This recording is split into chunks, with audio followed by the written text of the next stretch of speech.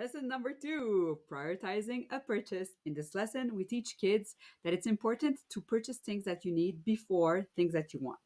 And so, of course, I start with a little story, like always. And this time, we have four animated friends: Jake, Leah, Joey, and Lori. And they are in school. The teacher is explaining to them what is a want and what is a need.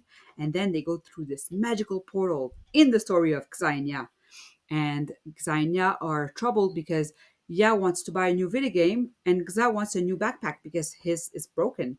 And then at the end, the kids they have to choose. Okay, do they want Xa and Ya to buy the video game, or do they want Xa and Ya to buy the new backpack? And depending on their choices, it goes to a conclusion which is different. So let's say they chose the backpack.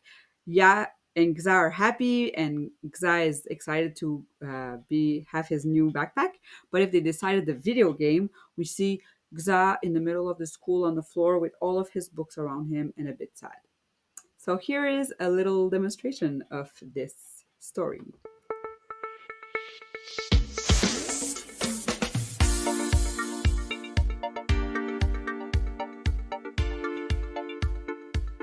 Today we will learn how to prioritize a purchase. Remember, wants are things that are nice to have but not essential, like toys or games. Needs are essentials for living and well-being, like food, clothing for school, or a home. So how do you prioritize a purchase? Imagine you have enough money to buy just one thing, either a new pair of shoes for school or a fun new toy. Which one would you choose to spend your money on? Let's step into the magic portal that takes us on Xa and Ya's adventures. We'll learn how to decide which purchase is the most important to make first. Yay! Okay, kids, walk to the door and I will open the magic portal that takes you on Xa and Ya's adventures. Have fun! Welcome to our story, backpack or video game. Congrats, you made it! So they go in the magical portal, and of course, they have to help Xania decide. And then, if I am in a classroom, I would ask the class, which one? And then I could either, okay, lift your hands. Who wants a backpack? Who wants the video game?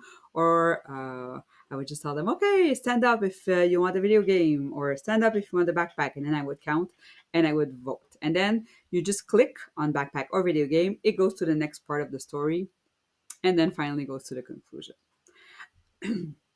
So after this story, I like to talk about vocabulary.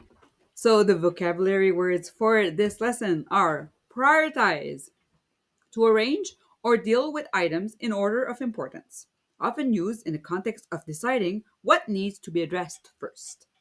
And then decision making, the process of making choices, particularly regarding spending money on needs versus wants.